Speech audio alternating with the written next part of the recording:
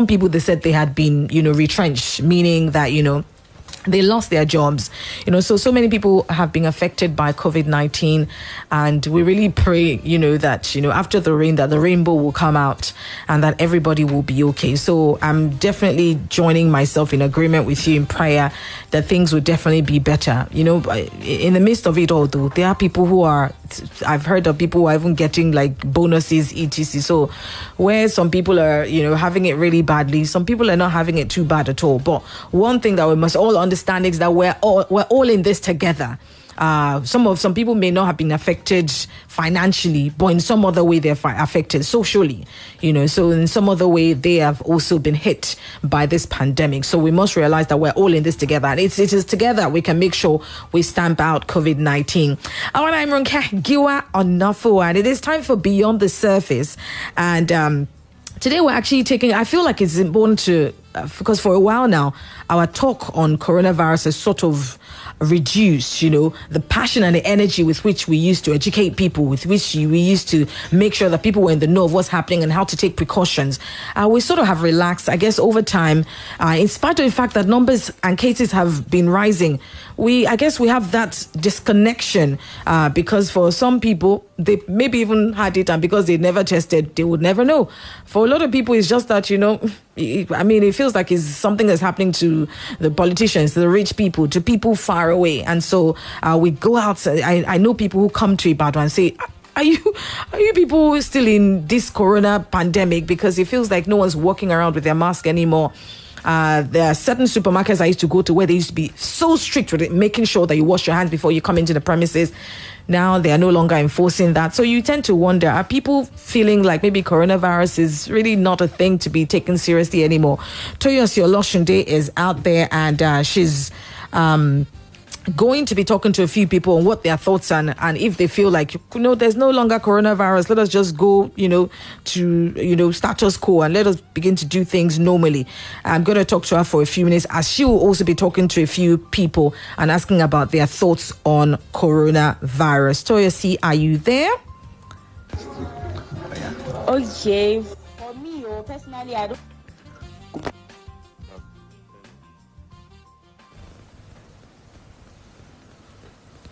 Okay. I can't hear her, but let me try and see if I can find her.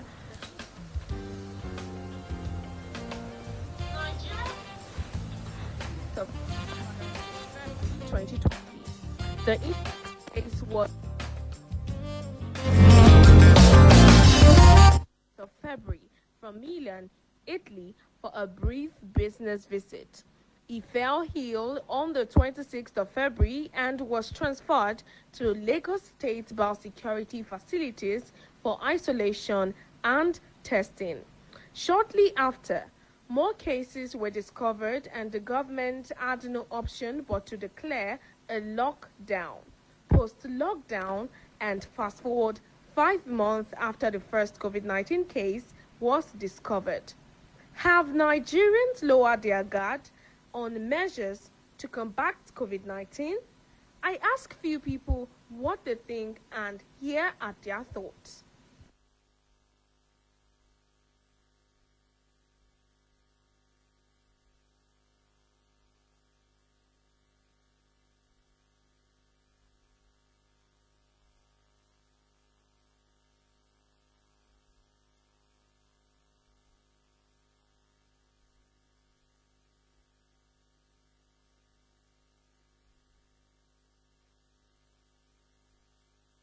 Well, yeah, it's an issue, but... Okay, we apologize. Apparently, we're having some technical hitches, and we may not be able to... We're kind of not getting we cannot hear the people who are speaking right now, but we're going to try and see if we can work on that and bring you that vox pop, just to go out on the streets and sample people's opinions on if really they are still taking coronavirus seriously.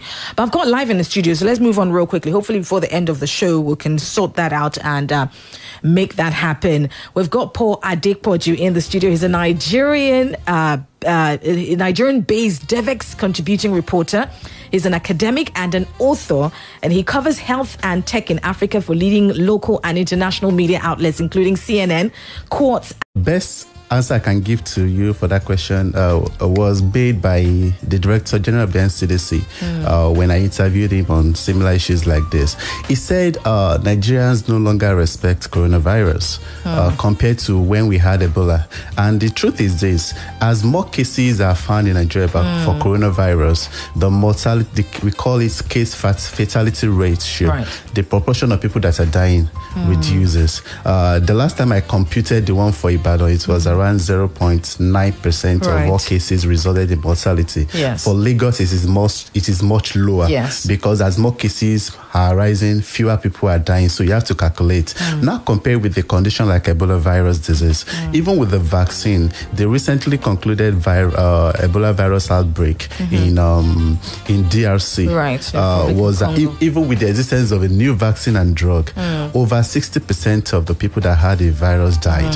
Now compare with coronavirus, where there is still 0.9%. And our community, people always believe that God is there, and that something malaria kills people. There are many things to die. They no longer respect coronavirus, and that's the problem. Right, absolutely. Now the article I'm talking about, you can go to devex.com. The article I'm talking about was actually the one titled "Politics Getting in the Way of Nigeria's COVID-19 Response." And I remember when this started, everyone is usually kind of glad that it starts in Lagos with Ebola as well, because they feel like at least this is a state that is sort of capable of handling. But as it spread to other states, and people start to have this sense of despair, because apart from politics, it's just that even simpler issues, sometimes some of these states are unable to grapple. So one of the things you mentioned was, you mentioned something about what they were supposed to have been sending, I'm trying to remember it now, some sort of specimen or something we're supposed to have been sending. I'm trying to find it in your article. And that the fact that they had only sent it once, which was supposed to have been something that could document how we're dealing with coronavirus. Do you think this was as a result of politics or just incompetence? I think it's politics and this concept of me that people believe that when the first what we are talking about is a procedure that is called gene sequencing. What gene sequencing does is that there is if like the virus that is responsible for coronavirus, once we're able to isolate it from the sample of the patient, we'll be able to understand the morphology and the properties of that virus. So we'll be able to understand and track its spread in Nigeria, whether it is more fatal or whether it is evolving and will become more difficult to treat in Nigeria. So that is the science, that is the reason, rationale behind gene sequencing. So when Nigeria's first case was confirmed, immediately that first case was confirmed, it was sent to the laboratory, the only laboratory that is carrying out that procedure in Nigeria.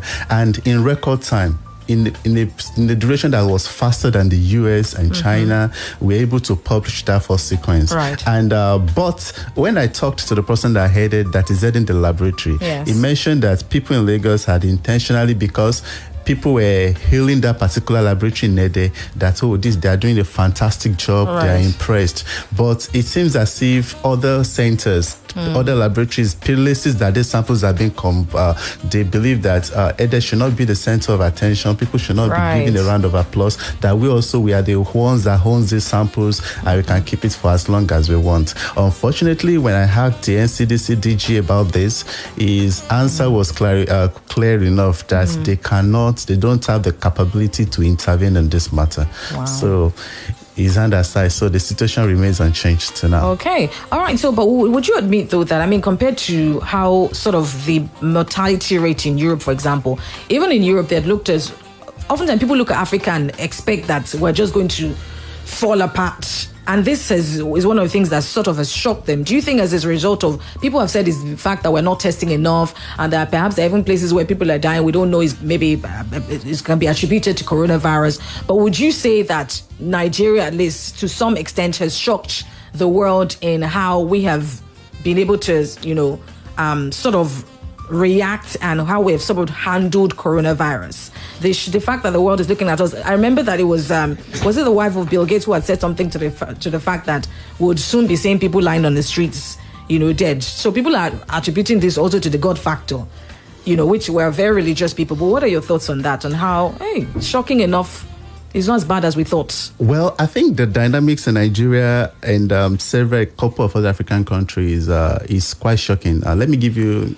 I deal with data. So globally, I think the mortality rate, it's much lower in Africa than elsewhere. Yes. But one of the a lot of factors, there is still no clear scientific understanding of what is happening, but there are some postulations, there are some proposed explanations. For instance, the age of most of the patients that we have in Nigeria. Nigeria has a very young demography. Don't forget, most of the people in Nigeria are very young. Right. And when you are very young, what is happening in coronavirus treatment is that it's your immune system that's going to do all of the work for you. So a very young individual has a better immune system than a much older person. Right. And also we have a lot of things that we are exposed to, a lot of infections. We're exposed to a lot of things that activate our immune system on a daily basis.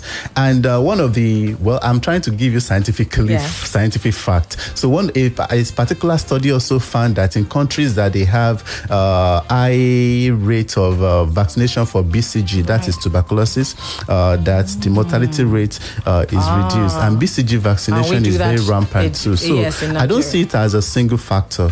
I see it as a constellation of different factors. We have the age, we have the BCG vaccine, and we have a lot of several other infections that circulate that are already activating our immune system, and several other things to come to play here. But that doesn't mean that people are not dying, especially Nigerians. That there is this particular plateau that has this gradation of predisposing factors. If you have an underlying respiratory disease, if you have a heart, all these hypertension, when you put cancer. But the major factors is that if you are old, and you have all these respiratory diseases, hypertension and all this, you have a higher chance of dying from this disease than if you go to universities, there are people who are studying, and I'm often wondering when they graduate, even when it comes to cancer, Richard, how much are we doing? How much research are we doing? How much are we doing to discover, things ourselves? So, but you mentioned something about that in this article, which we'll talk about when we come back, because we need to be a people who are also doing our own research. We need to be a people who are not just waiting for America to tell us, okay, this is a vaccine. What are we doing to come up with our own? But obviously, there's a lot of politics involved in these things, which is sadly enough kills a lot of our brains. But we'll talk about that when we come back from this short commercial break. It is Beyond the Surface, and we'll be right back.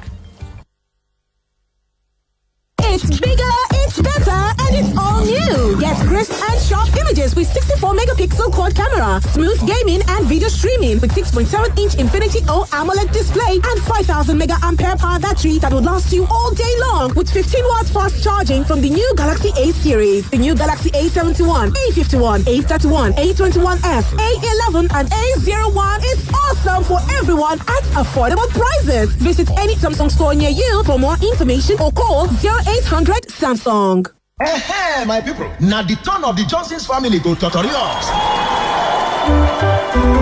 I'm breaking all limits. Now me be the number one, my left for this world. I turn challenges into opportunities. Now me gon' be the next world.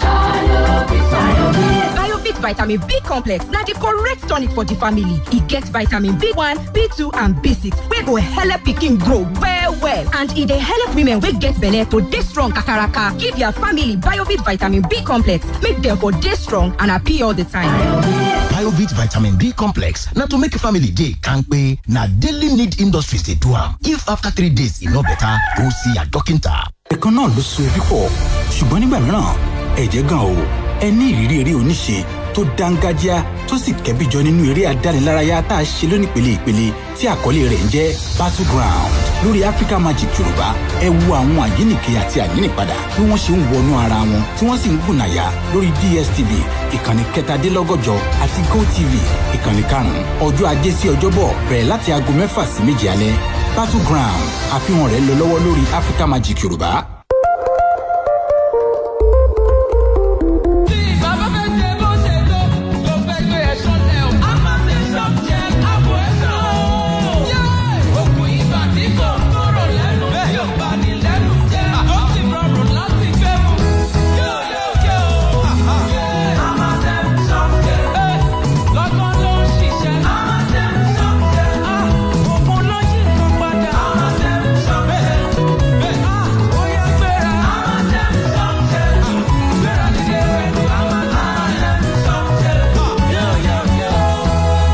Tem soft gel wà fún ìtọ́jú àrùn ibà. Tí ara rẹ kò bá yá lẹ́yìn ọjọ́ mẹ́ta, lọ rí dókítà rẹ. It's bigger, it's better, and it's all new. Get crisp and sharp images with 64 megapixel quad camera, smooth gaming and video streaming with 6.7-inch Infinity O AMOLED display and 5000 mAh power battery that will last you all day long with 15 watts fast charging from the new Galaxy A series. The new Galaxy A71, A51, A31, A21s, A11, and A01 is awesome for everyone at affordable prices. Visit any Samsung store near you for more information or call 0800 Samsung.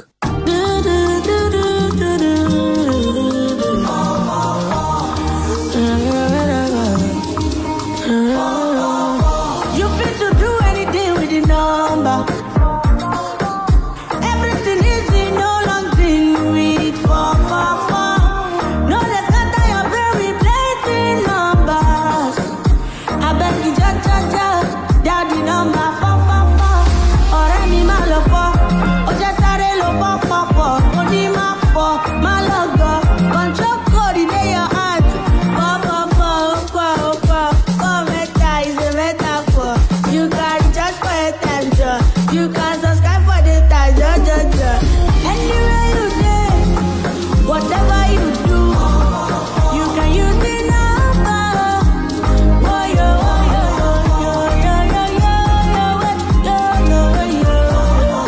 Airtel, the smartphone network. Make your house stay sparkle. She come make you nyama everywhere they shine you. She come from kitchen ground to tiles, sink. Another house surface you. She come make it clean. Anything where chick touch go shine. Here and so, your old bonge jig not the only clean white cloth. You still fit use and clean different kind place. And to come out any kind stain for inside your house. Chick they keep 99.9% yama where they cause sickness for surface. Oh yeah, who buy your own now? She can make it clean.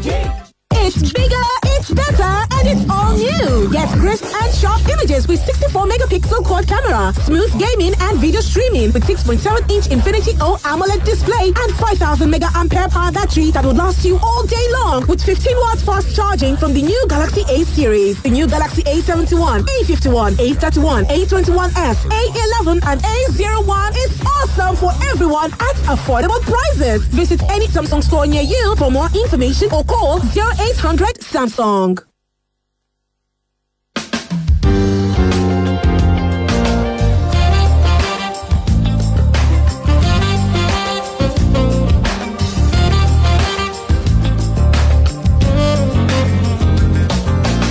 Welcome back to Beyond the Surface on Splash 105.5 FM. We're really glad to have you. I'm Ranke Giwa on Nofo. And with me today on Beyond the Surface is Paul Adekboju, who's a reporter, academic, and author, and who covers health and tech in Africa for leading local and international media outlets, including CNN, Quartz, and The Guardian. He is here today talking to me about the politics of COVID-19 and why people really aren't taking it seriously anymore. And let's first of all, I guess, go back to when it started, Paul, and where were you? What are your thoughts? And what is happening now, what you sort of foresaw would be happening with how we're handling COVID-19? Yeah, that's a very good question. And I was also looking at the trend in my mind, I think some few days ago. So when the first case happened, because Nigeria had it quite late, yes, compared to the rest what's in the world. Yes, compared with the rest of the world. So I was in Abuja when immediately the first case was happening. So I got to Abuja for a number to see the NCDC chairman in person. And at the airport, I remember seeing all these body temperature mechanisms, all these hand washing and some measures. So luckily for us, prior to COVID-19, we've had incidences that had already raised our level of operation. For instance, if you are going on the international wing, those machines are already there prior to COVID-19 to check the body temperature. So Nigeria's preparation and several African countries, so we were having that mindset that we were able to pick it up. Yes. But unfortunately for COVID-19, is an entirely different virus. There are people that have it that are distributing it in the communities that they don't have body temperature. That feature will not even pick it up. So they may be all those precautionary measures may not be able to pick it up. I'm working on a story focusing on people that actually tested positive. Right. So I've been speaking to some of them. None of them had that I've spoken to. None of them had that classical body temperature that handgun would be able to detect. So we did not see this. Even though we saw it happening elsewhere, we believe that we're prepared for it to be able to detect it on time. But what caught us unaware was the virus's ability to rapidly distribute and spread within the communities.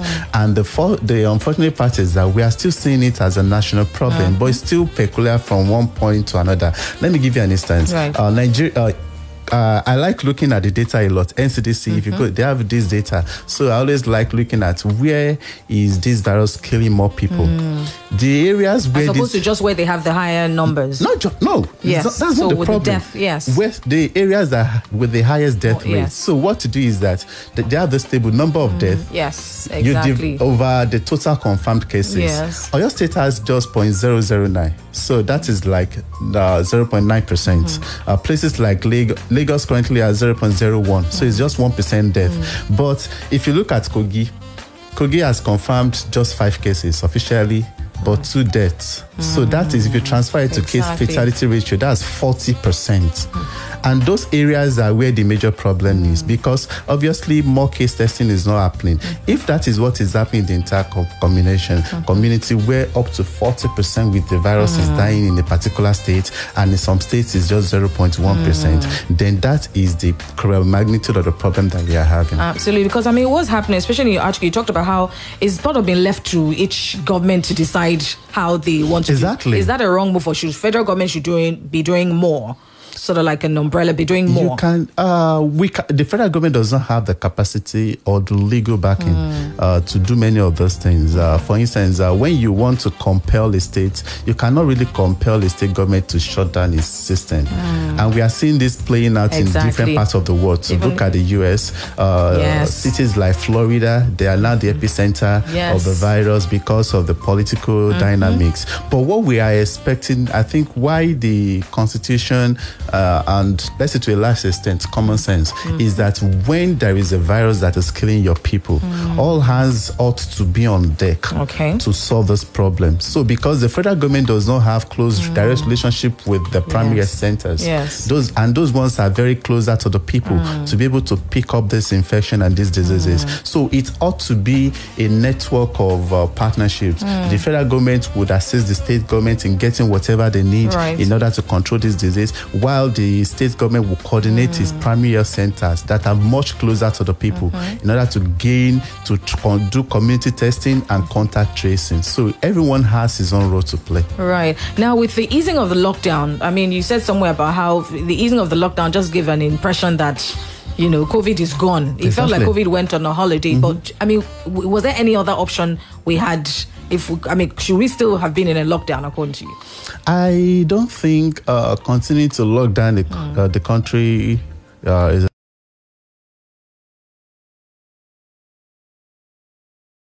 other diseases. Let me give you an instance, because personally, I don't, for the kind of stuff that I write, I don't like hearing hearsays. I go there myself. So the Monday after the lockdown measures were eased, and so there is a particular treatment center for HIV in Ibadan. Right. So I was like, okay, let me go there and see what is happening. So people that were living with HIV but could not access treatment because the facility was shut down during the lockdown. They started coming around. We're hearing cases of this person died. People actually died within this period. So, and we also have maternal health. People, pregnant women that could not afford to go to good private hospitals. People that were sick, people that had asthma, people that thought they had COVID-19 symptoms. So many programs were affected. And there is a particular group of diseases that are called NTDs, neglected tropical diseases. So there was even a memo from the WHO that let us focus on this infectious disease and let's stop all that diseases. So it's a cascade of problems that the world is feeling. So even if we try try to put all our focus on COVID-19, the gains of the control of HIV and tuberculosis and malaria, we would have lost it, and that would have become a major problem. Let's not even talk about the economy and all of the things, right? Exactly, because our system has not been made so much. Look at what happened in Canada when Canada first introduced their own lockdown measures, that I think every citizen was receiving like $10,000 Canadian dollars every month. We are talking about, even though yes, we know our government they try to give some palliative measures, but it still cannot compare to what people need on a daily basis. Absolutely. And there is a place that if you know the cocoas very well, you know there is a group of small shops out beside it that young boys are going to, young men that are repairing phones. So during this measure, I think last week I was there to do some on the ground for a story I'm writing, and I was engaging them. You could actually see that those ones, they have to come to that shop every day for them to be able to make a money to feed their families. So there are people that rely on that daily work for them to feed their families, and whatever is going to come against that will not enable them to be able to do that, and you are not giving them a reliable way to make their meals, it's not sustainable. So we have to reopen. So reopening now, what are some, because I mean, I know that some governors have decided to enforce wearing a mask, and like we said, even when we initially reopened, people were really stern and strict about making sure to wash it. But obviously a lot of people have relaxed their their perception or how they're handling coronavirus. So what else should we be doing now that we know we cannot lock everybody down? For example, let's take Oyo State, for example, who have also reopened schools, and I hear that they are going to start to arrest people who don't wear masks. So what should we be doing? I will make some recommendations on different levels. From an individual, you have to take your personal life more seriously. There are people that are taking this precaution and they still got the virus. So not to talk of people that are not serious. I remember there is a journalist in Abuja that tested positive when I was speaking to. She said she was actually the one that was advising her colleagues, make sure you wear this, make sure you have hand sanitizers. Yes, she got the virus. Not to talk of people that are not serious. So I think the first thing you need to do is that take your precautionary measures very well, boost your immune system very well, because as far as this pandemic is concerned, it still boils down to the individual level. There are people that had it and are already better. They never, and they were not aware that they actually got the virus.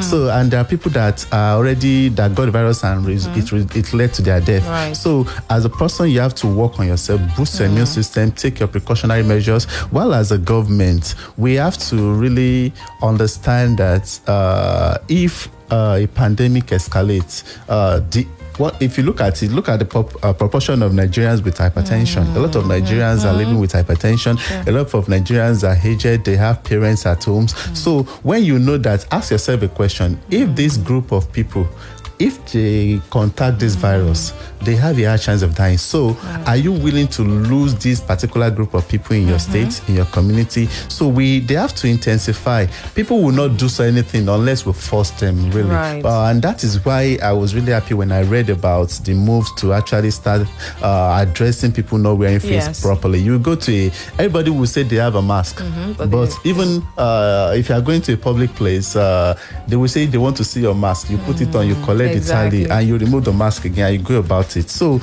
everybody has to be more intentional. I think in addition to you wearing masks, they have to put measures in place to ensure that people actually wear them after gaining entrance to that public place. In fact, we know places where they'll be renting masks. Yes. So if you pay a certain amount, collect, go in and do what you want to do, and go back and return the mask, and then somebody else will.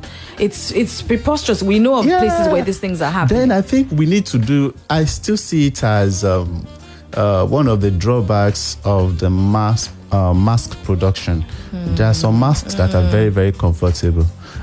That you won't even know you have them on, and you'll be able to breathe properly. When the pandemic started, I had to go online and order. So in particular, I think remember the 2 masks.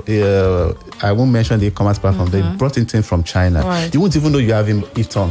Okay. But the ones that people are buying, yes, you know, these rubber, very, very tight, uncomfortable, you struggle to breathe.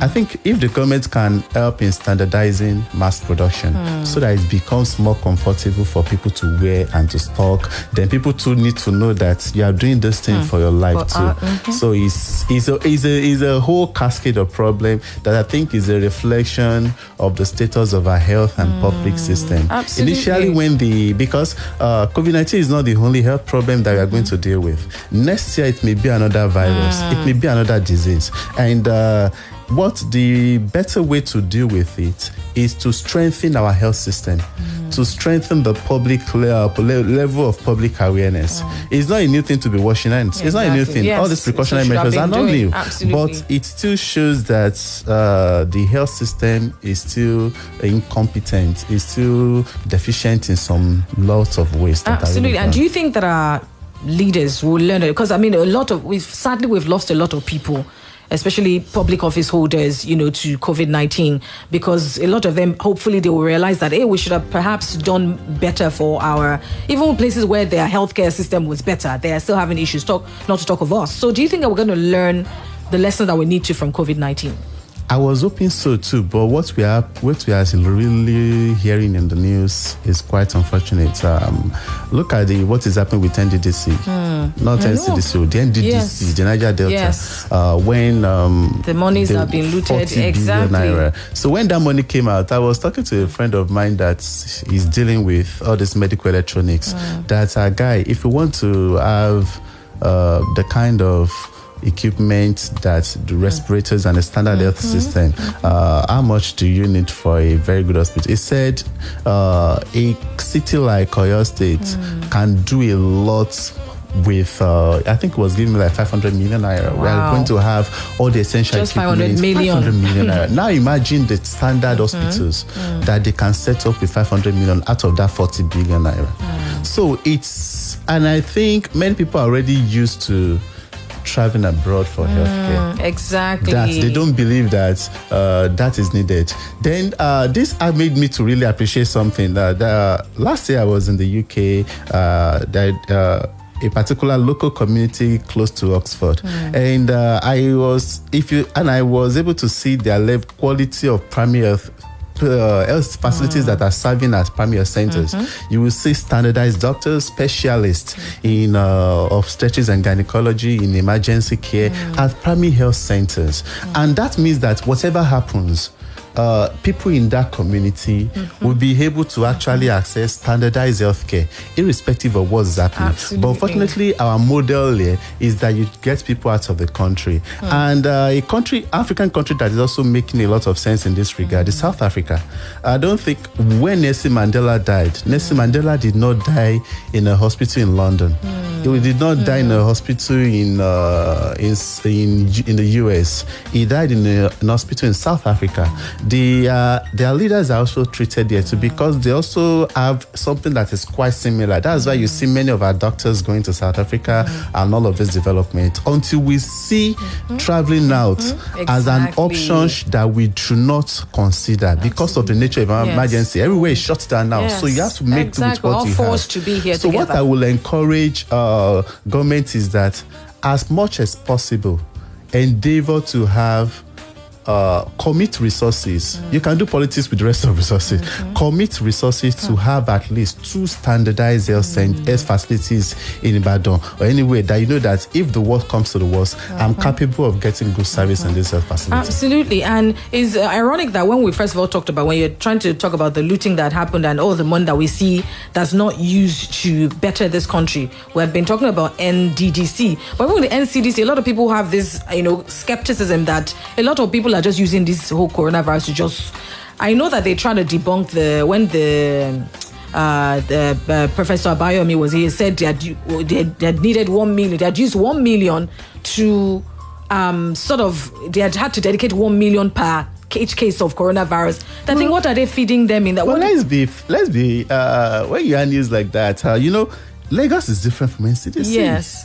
NCDC is not the one that is running all these isolation centers. I think Nigerians need to understand the responsibilities of those things. The role of NCDC is to coordinate, and when they want to test, ensure that the laboratories have equipment.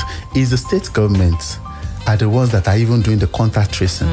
It's the state government that are running the isolation centers. And unfortunately, state governments are run by politicians.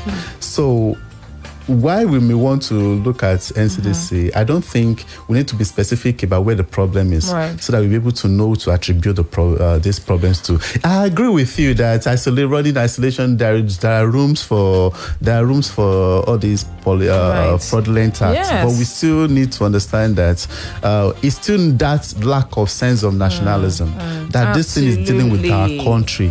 We have to do everything to really solve this problem. So that is where the problem is.